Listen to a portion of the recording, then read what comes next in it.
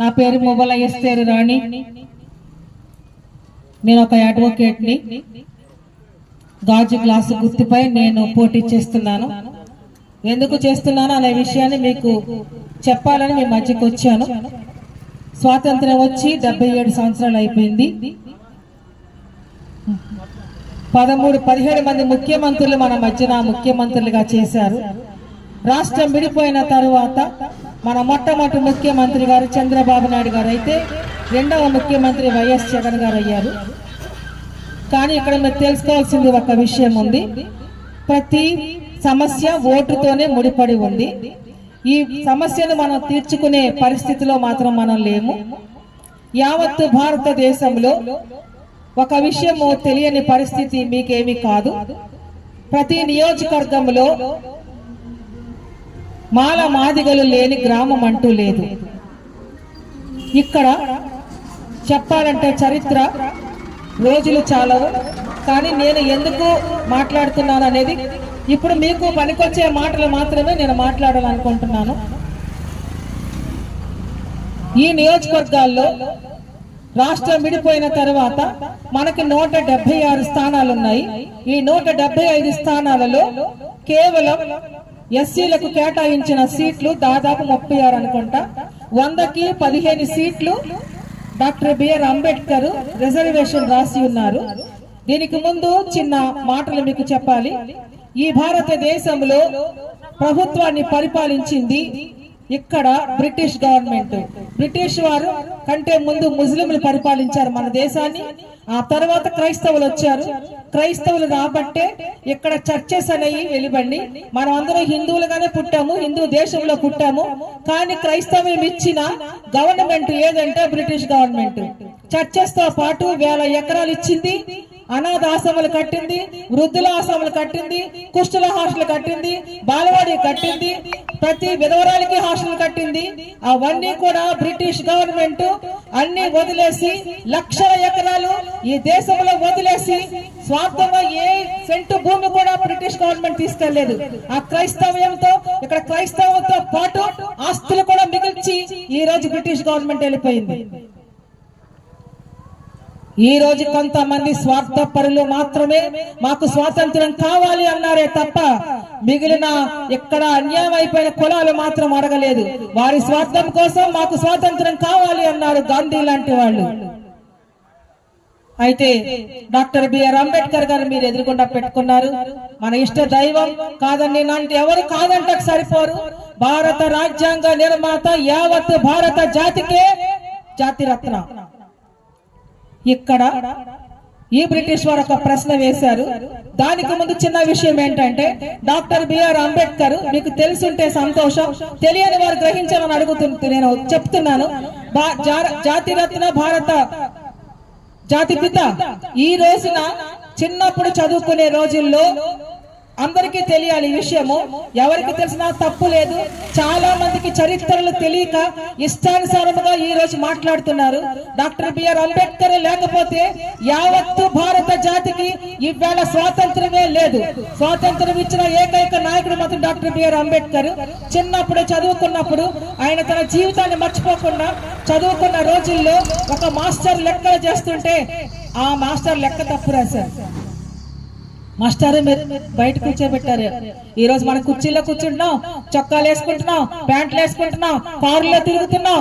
కానీ doctor BR Ambedkar చదువుకున్న చదువు బయట వరండాలో కూర్చుని చదువుకున్న రోజుల్లో మాస్టర్ లోన తప్పు చేస్తుంటే మాస్టర్ మీ లెక్క తప్పుందని అడిగితే ఆ మాస్టర్ కూడా తెలియక డాక్టర్ బిఆర్ అంబేద్కర్ నువ్వు లోనకు వచ్చి ఆ లెక్క ఏంటో చెప్పన్నారు.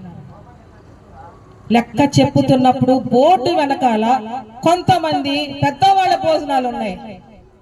ఆయన చదువుకున్నప్పుడు వచ్చేసి భోజనాలు తింటున్నారు, అయిపోయింది, లెక్క కరెక్ట్ అని రాశారు.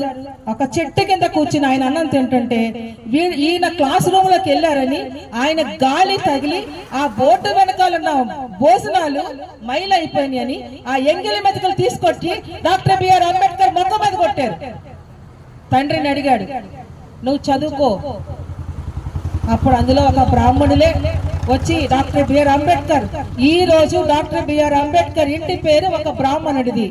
భీమరావు గారు ఆయన పేరు అయితే బిఆర్ అంబేద్కర్, అంబేద్కర్ ఒక బ్రాహ్మణుడి ఇంటి పేరు, నా ఇంటి పేరు నీకు ఇస్తున్నాను, నువ్వు చదువుకో అంటే చరిత్ర చెప్పాలంటే చాలా ఉంది కాబట్టి మీకు క్లుప్తంగా మాత్రమే చెప్తున్నాను. అప్పుడు డాక్టర్ బిఆర్ అంబేద్కర్ వేరే దేశం వెళ్ళి బరోడా వెళ్ళి న్యాయశాస్త్రం చదువుకుని అక్కడికి వెళ్ళినా ఇక్కడ జరిగిన అన్యాయాన్ని మర్చిపోకుండా గుండెల్లో పెట్టుకుని ఇండియాకి వచ్చిన ఏకైక వ్యక్తి డాక్టర్ బిఆర్ అంబేద్కర్. అప్పుడు రాజ్యాంగం రాయాలనుకుంటే రాజ్యాంగం రాసినప్పుడు 253 మంది కాన్ఫరెన్స్ ఉంటే బ్రిటిష్ వారు ఒకే క్వశ్చన్ వేశారు, మీకు దేశం కావాలంటున్నారు, స్వతంత్రం కావాలంటున్నారు, ఎవరైనా రాజ్యాంగం రాయగలరా అని అడిగారు. 253 మందిలో అన్ని కులాలు ఉన్నాయి, కానీ ఏకైక నాయకుడిగా ఆయన లేచి నేను రాస్తాను రాజ్యాంగం అని చెప్పిన గొప్ప నాయకుడు డాక్టర్ బిఆర్ అంబేద్కర్. రాశారు. రాస్తున్న క్రమంలో కేవలం ఎస్సీలకి మాత్రమే డాక్టర్ బిఆర్ అంబేద్కర్ రాయలేదు. డాక్టర్ బిఆర్ అంబేద్కర్ కి అవకాశం వచ్చింది.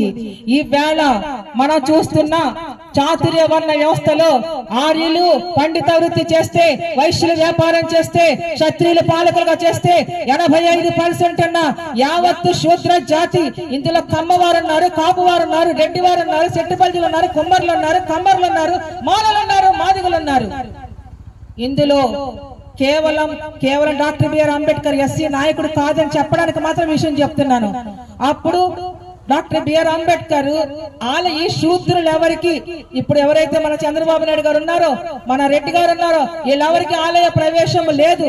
ఈ ఆలయ ప్రవేశం లేనప్పుడు డాక్టర్ బిఆర్ అంబేద్కర్ నడిబొడ్డిన మనుధర్మ శాస్త్రాన్ని తగలబెట్టారు.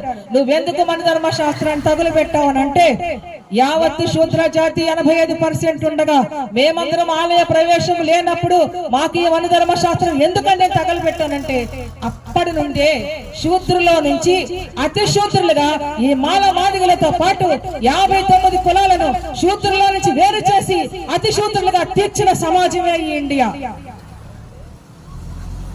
సరే, అంటరాని తనము ఈ 59 కులాలకు మాత్రమే ఉంది. ఇక్కడ మాల మాదిగలే కాదు, 59 కులాలు ఉన్నాయి. కానీ డాక్టర్ బిఆర్ అంబేద్కర్ జాలిపడి రాజ్యాంగం రాసినంత మాత్రాన ఇక్కడ చాలా మంది వెనుకబడిన వర్గాలు ఉన్నాయి. వెనుకబడిన వర్గాలు అంటే సెట్టిబల్జీ, కొమ్మరి, కమ్మరి, యాదవ, ఇప్పుడు చాలా మంది పోటీ చేస్తున్నారు కదా, వీళ్ళందరికీ కూడా డాక్టర్ బిఆర్ అంబేద్కర్ ఒకే క్వశ్చన్ వేశారు, ఎస్సీలు బలహీన వర్గాలు, మీరు బలహీన వర్గాలు, ఎస్సీలు బలహీన వర్గాలు కాదు, మీకు మాకు తేడా ఏంటంటే మీకు అంటరాని తనము తీసింది గవర్నమెంట్, ప్రభుత్వం కాదు, కొన్న ప్రజలు, సొసైటీ మీకు అంటరానితనం తీసింది, ఎస్సీలకి అంటరానితనం తీయలేదు. అయినప్పటికీ మీరు దైన్యమైన పరిస్థితిలో ఉన్నారు, నా చెయ్యి అందిస్తున్నాను మీరు తీసుకోండి అంటే, నువ్వు షెడ్యూల్ కులం వాడు మేము ముట్టుకోమన్నారు. అయినా సరే డాక్టర్ బిఆర్ అంబేద్కర్ జాలిపడి ఈ రోజున బీసీలందరికీ, వెనుకబడిన వర్గాలందరికీ ఈ రోజున డాక్టర్లు అవుతున్నారంటే, పోలీసులు అవుతున్నారంటే, ఆఫీసులు అవుతున్నారంటే, కలెక్టర్లు అవుతున్నారంటే ఎక్కడ ఇచ్చింది ప్రభుత్వం కాదు. రిజర్వేషన్ ఇచ్చింది బీసీలకు డాక్టర్ బిఆర్ అంబేద్కర్ మాత్రమే. విద్యాపరంగా, ఉద్యోగపరంగా డాక్టర్ బిఆర్ అంబేద్కర్ రాస్తూ ఎస్సీలకు మాత్రం రాజకీయంగా రాశారు. ఎందుకంటే పూర్తిగా అంటరానితనం ఉందన్న విషయంలో రాశారు. సరే, డాక్టర్ బిఆర్ అంబేద్కర్ ఈ రోజున ఇక్కడ వార్డు మెంబర్లు ఎస్సీలు ఉన్నారు, సర్పంచులు ఉన్నారు, జడ్పీటీసీలు ఉన్నారు, ఎమ్మెల్యేలు ఉన్నారు, ఎంపీలు ఉన్నారు. ఈ భారతదేశంలో డాక్టర్ బిఆర్ అంబేద్కర్ ఎస్సీలకే రిజర్వేషన్ రాయకపోతే ఒక్క సీటు కూడా, ఇప్పుడున్న ప్రభుత్వాలు ఒక్క సీటు కూడా ఎస్సీలకి ఇచ్చే పరిస్థితే లేదు. ఈ రోజు పోటీ చేస్తున్న వార్డు మెంబర్లు, సర్పంచులు, ఎంపీటీసీలు, జడ్పీటీసీలు, ఎమ్మెల్యేలు, ఎంపీలు 100కు 15% ఉన్నారంటే కేవలం డాక్టర్ బిఆర్ అంబేద్కర్ ఇచ్చిన భిక్షే తప్ప ఏ పార్టీలు ఎస్సీలకు సీట్లు కేటాయించలేదు. అందులో భాగముగానే ఈ రోజు అంబేద్కర్ ఇచ్చిన రిజర్వేషన్ లోనే ఇక్కడ 175లో 100కు 15 చెప్పిన ఇక్కడ ఎస్సీలకు సీట్లు కేటాయించిన పరిస్థితిలో చింతలపూడి నియోజకవర్గము ఎస్సీలు కేటాయించబడిందే తప్ప ఎస్సీ నియోజకవర్గం కాదు.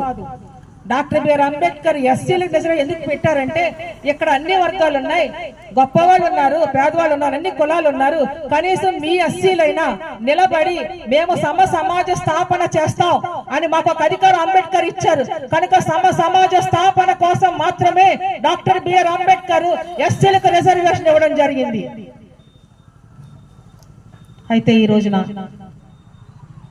వైఎస్ఆర్ నిలబడిన ఆయన మన సోదరుడే, తెలుగుదేశం నిలబడింది మన సోదరుడే, కాంగ్రెస్ కు నిలబడింది మన సోదరుడే, ఇండిపెండెంట్ గా ఎస్టీఆర్ రాణి నిలబడింది కూడా మీ సోదరుడే. ఎవరు ఇచ్చిన భిక్ష కాదు. ఒకవేళ ఎస్సీలు ఏ పార్టీలో సీట్ అడుక్కోక్కర్లేదు, నెగ్గిన తర్వాత ఏ పార్టీలోనో జాయిన్ అవ్వగల కెపాసిటీ ఇచ్చిన ఏకైక నాయకుడు మాత్రం డాక్టర్ బిఆర్ అంబేద్కర్.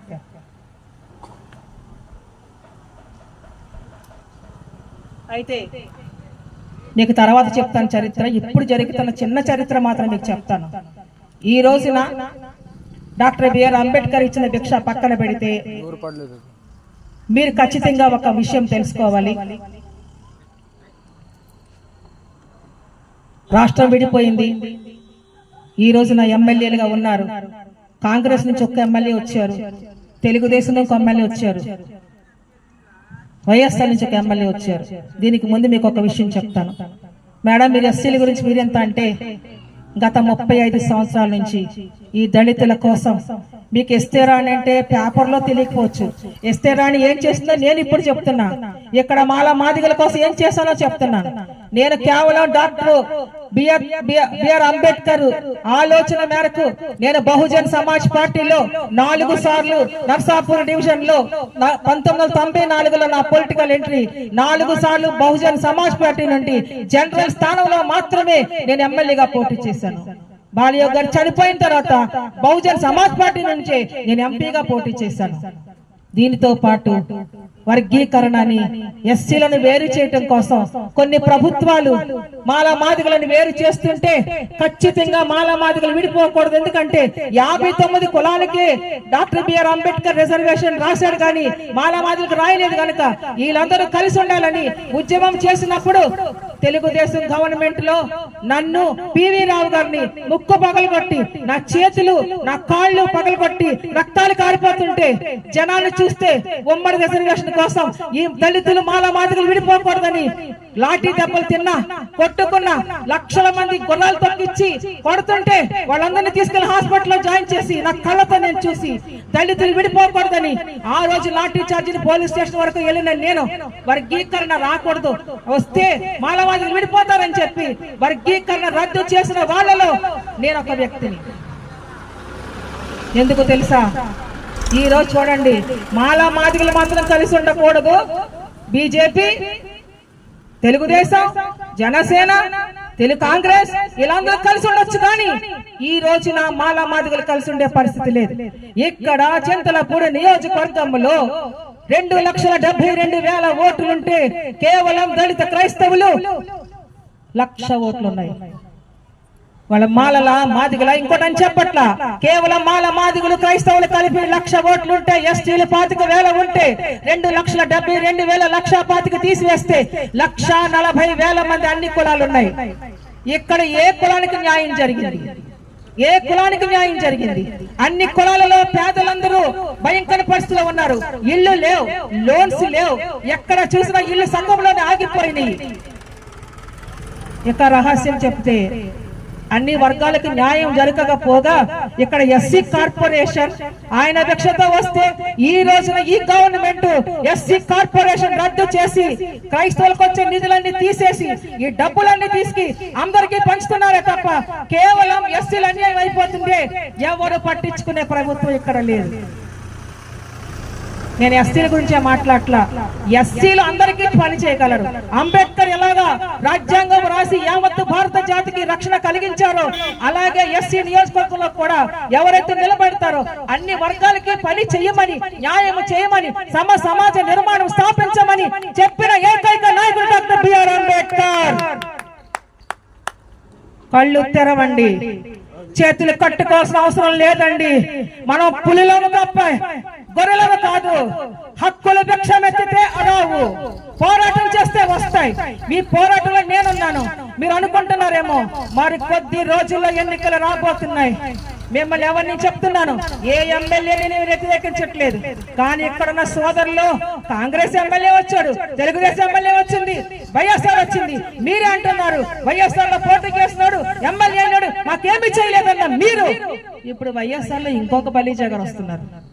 ఆయన ఏం చేస్తారు ఆలోచించారు. నేను ఎవరిని కామెంట్ చేయటకు రాలేదు, కానీ ఇది ఎస్సీ నియోజకవర్గం, ఎస్సీలు కేటాయించబడింది. ఎవరు అన్ని వర్గాలకు పనిచేస్తారో, అన్ని కులాలకు పనిచేస్తారో ఖచ్చితంగా వారికి ఓటు వేసుకుని ఈ యొక్క చింతలపూడి నియోజకవర్గాన్ని బాగు చేసుకోవాలని కోరుకుంటున్నాను. ఏ రోజైనా కాంగ్రెస్ ఎమ్మెల్యే గాని, తెలుగుదేశం ఎమ్మెల్యే గాని, వైఎస్ఆర్ ఎమ్మెల్యే గాని అసెంబ్లీలో ఇప్పటికే 15 సంవత్సరాలు అయిపోయింది. ఒక్కొక్కళ్ళు 5 సంవత్సరాలు పరిపాలించారు. ఈ ముగ్గురులో ఎప్పుడైనా అసెంబ్లీలో మా చింతలపూడి నియోజకవర్గంలో రోడ్లు లేవు, డ్రైనేజ్ సిస్టమ్ లేదు, కరెంటు లేదు, పైప్ లైన్స్ లేవు, రైతులకు సరైన గిట్టుబాటు ధర లేదు, ఎస్సీలకు ఎస్సీ కార్పొరేషన్ తీసేశారు, ఒక హాస్పిటల్ లేదు, 100 పడకల హాస్పిటల్ అన్నారు, అది లేదు, విద్యా వాలంటీర్లు, ఆశా వర్కర్స్, వీళ్ళకి ఏమి న్యాయం జరిగింది? సముచిత స్థానం ఎవరికి ఇచ్చారు? ఇక్కడ ఈ నియోజకవర్గంలో 60% చదువుకున్న వాళ్ళు ఉన్నారు, ఉద్యోగాలు లేవు, ఉన్న ఉద్యోగాలు పీకేస్తున్నారు. మరి ఇక్కడ ఇన్ని గ్రామాలు ఉంటే రక్షణ కల్పించడానికి పోలీసులు ఉండాలి. పోలీస్ డిపార్ట్మెంట్ లో ఒక్కొక్క గల్లీలో, ఒక్కొక్క పేటలో ఒక పోలీసు ఉండాలి. ఏ ఉద్యోగాలు? ఎంతమంది చదువుకుని ఉంటే నిరుద్యోగ సమస్య తీరుస్తారన్న మీరు మీకు 500 ఇస్తాం, 4000 ఇస్తాం, 3000 ఇస్తాం అంటున్నారే తప్ప ఈ జీవితాన్ని బాగు చేసిన ప్రభుత్వం ఏదో మీరు చెప్పమని మమ్మల్ని అడుగుతున్నా. మీలో నుంచి పుట్టిన నేను ఒళ్ళు కాలి లాఠీ దెబ్బలు తిని జరుగుతున్న అన్యాయం బయటకు తీసుకురావడానికి ఈ రోజున మీ అక్కగా, మీ చెల్లిగా, మీ తల్లిగా బయటకు వచ్చి మీకు ఖచ్చితంగా ఓటు విలువని తెలియచేది మీ దగ్గరకు వచ్చాను. ఒకనొకప్పుడు కోటగిరి విద్యాధరరావు గారు ఒంటరిగానే పోటీ చేశారు. మీరందరూ తెలివైన వాళ్ళు. ఇండిపెండెంట్ కి ఓటు వేసిన తర్వాత పార్టీలో జాయిన్ అయ్యారు. ఈ వేళ ఎస్తేరాణి ఇండిపెండెంట్ గా పోటీ చేసి మీ అందరి ఓట్లతో అసెంబ్లీకి వెళ్దో మీరే చెప్పాలి. 2000 ఇస్తారు మీకు. గొర్రెల్లా తిప్పుతున్నారు. క్షమించండి సోదరులారా, ఈ వేళ మీ జనమే కూలికి వెళ్తున్నారు. మీరే కాదు, అన్ని వర్గాల ప్రజలు, లేని ప్రజలందరూ కూలికి వెళ్తున్నారు. ఇదే జనము కాంగ్రెస్, ఇదే జనము వైఎస్ఆర్, ఇదే జనము బీజేపీ, ఇదే జనము ఇంకొక పార్టీ. కూలి అనేది ఇస్తున్నారు తప్ప, మద్యం ఇస్తున్నారే తప్ప, నోటి డబ్బులు ఇస్తున్నారే తప్ప ఈ నియోజకవర్గంలో ఏముంది? ఏమి న్యాయం జరిగింది? నేనే ఎమ్మెల్యే అయితే మీరేం చేస్తారని అడిగితే ఖచ్చితంగా నేనే ఎమ్మెల్యేనైతే రోడ్లు వేస్తాను, డ్రైనేజ్ సిస్టమ్ ఖచ్చితంగా కడతాను, పైప్ లైన్స్ వేస్తాను, నిరుద్యోగ సమస్య తీరుస్తాను, ఖచ్చితంగా చింతలపూడి నియోజకవర్గంలో ఒక పెద్ద హాస్పిటల్ కడతాను, ప్రతి గ్రామంలోనూ కుటీర పరిశ్రమలు ఏర్పాటు చేస్తాను. నిరుద్యోగ సమస్యను ఎలా తీరుస్తారు మేడం అంటే ఇక్కడ ఒక చింతలపూడిలో ఒక టూరిజం కడితే చాలా మంది ఇక్కడే బ్రతుకుతారు. ఇప్పుడే ఒక అమ్మాయి, ఒక దళిత అమ్మాయి అక్కడ నిలబడింది. ఇది 6వ సభ మాకు. మేడం నేను సభ చేస్తుంటే పరిగెత్తుకొచ్చింది. మేడం నేను చదువుకున్నాను మేడం, నేను BSc BEd చేశాను మేడం, కరువు పనికి వెళ్తున్నాను మేడం, నాకు 300 ఇస్తున్నారు మేడం, మేము చదువుకున్న వాళ్ళకి మీ ప్రభుత్వం ఏం చేస్తుంది మేడం, మీకేస్తే మీరేం చేస్తారు మేడం అని అడిగింది. ఓటు అమ్ముకోగుతుమ్మా, ఈవేళ ఓటు అమ్ముతుంది. ఊరికినే డబ్బులు ఇవ్వట్లేదు, ఈవేళ ప్రేమతో డబ్బులు ఇవ్వట్లేదు. ఈవేళ 2000 రూపాయలు ఇస్తారమ్మా, మళ్ళీ 5000 దాకా రాదమ్మా. 5000 ఈ 2000 డివైడ్ చేస్తే రోజుకి 1 రూపాయి పడింది. ఈ 1 రూపాయి కోసం మీరే కష్టపడుతున్నారు. పేదలకు అన్నం పెడతారు, మనం ఎన్నో వండుకుంటాం, ఎంతమందికో చేస్తాం. ఈ 1 రూపాయి కోసం ఊడిగం చేసుకునే పరిస్థితి లేదు అని చెప్పడానికి మీకు వాగ్దానం చేస్తున్నాను. మీరే నన్ను ఒక ఇండిపెండెంట్ ఎమ్మెల్యేగా నన్ను నెగ్గిస్తే నేనేమి చేస్తాను మీరు చూడండి అని నేను కూడా మీలాగా ఒళ్ళు కాలి బయటకు వచ్చిన వ్యక్తి అని చెప్పినప్పుడు తెలుగు క్రైస్తవతలో ఒక మాట ఉంటుంది, వినుట వలన విశ్వాసం కలుగును, సహోదరుల ఐక్యత కలిగి ఉంటే మేలు అన్నారు. అందరూ సహోదరులే. ఇక్కడున్న కేవలం నేను ఎస్సీల కోసమే రాలేదు, ఎస్సీలతో పాటు అంబేద్కర్ చెప్పిన విధముగా అన్ని కులాలలో ఉన్న పేదలకు జరుగుతున్న అన్యాయాన్ని వెలికి తీసి వారికి న్యాయం చేయాలని లోన్స్ ఖచ్చితంగా వస్తాయి. ఆ లోన్స్ అని రాకుండా ప్రభుత్వమే మనకు సహాయం చేయటం లేదని ఒక్కసారి కన్ను తెరిచి, నేనేమి మీ పార్టీలకు నుంచి తిట్టట్లేదు, నేను కూడా మీ పార్టీ మన పార్టీలో పనిచేసిన వ్యక్తిని. బయటకు ఎందుకు వచ్చానంటే ఒక్కొక్క ఎమ్మెల్యే పోటీ చేయాలంటే 15 కోట్లు ఇవ్వాలంట. 15 కోట్లు ఇస్తే ఈ ఎమ్మెల్యేకి 150 కోట్లు వస్తాయి. ఈ 15 కోట్లు మనకి ఎంగిలి బతికలు పడేసి ఈ 150 కోట్లు సంపాదించుకుని వాళ్ళ ఇళ్లలో పడుకుని ఎమ్మెల్యే గారి దగ్గరికి వెళ్తే మొక్కమ్మ చూసిన దాఖలాలు లేవు. ఒక్కసారి ఆలోచించండి. మిమ్మల్ని ఆలోచింప చేయడానికే వచ్చాను. ఓటు మీ ఇష్టం, ఓటు వేయాలని అడగటానికి వచ్చాను. ఎందుకంటే ఈ చింతలపూడి నియోజకవర్గం మరొకసారి వాళ్ళ యొక్క మాటలకు ఒమ్ము కాకూడదని అడుగుతున్నాను. ఆఖరిగా చెప్తున్నా, నేను లంచం ఇవ్వను, లంచం తీసుకోను. ఇస్తారు, ఈవేళ 3000 ఇస్తారు, 2000 ఇస్తారు, అయిపోద్ది. రేపు 10వ తారీఖు వరకు పంచుతారు. తెల్లారు మన ముఖం చూడరు. మీకు అభివృద్ధి కావాలో ఈ ఎస్తేరియాని యొక్క మాటలు నమ్ముతారు. నన్నే నమ్మి మీరు గాజు గ్లాసు గుర్తుకు ఓటు వేస్తే నేనే రోడ్లు వేస్తానని, డ్రైనేజ్ సిస్టమ్ ఖచ్చితంగా కడతానని, నిరుద్యోగ సమస్య తీరుస్తానని, ఖచ్చితంగా మిగిలిపోయిన ఇల్లు కడతానని, ఖచ్చితంగా చింతలపూడి నియోజకవర్గంలో ఒక హాస్పిటల్ ఖచ్చితంగా కడతానని, ఇప్పుడున్న 100 పడకల హాస్పిటల్ పూర్తి చేయిస్తానని, రైతులకున్న సమస్యలు తీరుస్తానని, ఖచ్చితంగా ప్రతి ఒక్కరు జరుగుతున్న అన్యాయాలు, పోలీస్ చట్టాలు గాని మీకు నేను మొన్న ఎజెండా ఇచ్చాను. చాలా మందికి నా ఎజెండా ఇచ్చాను. ఇవాళ లేకపోతే నాకు ఆల్రెడీ మీకు రికార్డ్ చేశాను. నా యొక్క మొత్తం ప్రోగ్రామ్ అంతా యూట్యూబ్ లో ఉంది. ఎస్టర్ రాణి మమ్మల్ని కొట్టండి. కొట్టిన తర్వాత నేనేమి చేశానో, నేనేమి చెప్పానో అవన్నీ అందులో ఉన్నాయి. నేనే ఒక ఎమ్మెల్యేగా మీరు నన్ను ఎన్నుకుంటే ఖచ్చితంగా నేనేమి చెప్పాను అవి నెరవేరుస్తానని, హాస్పిటల్ కడతానని, మరొక హైదరాబాద్ చేస్తానని మా సోదరులుగా మీకు వాగ్దానం చేస్తూ జై భీమ్, జై భారత్.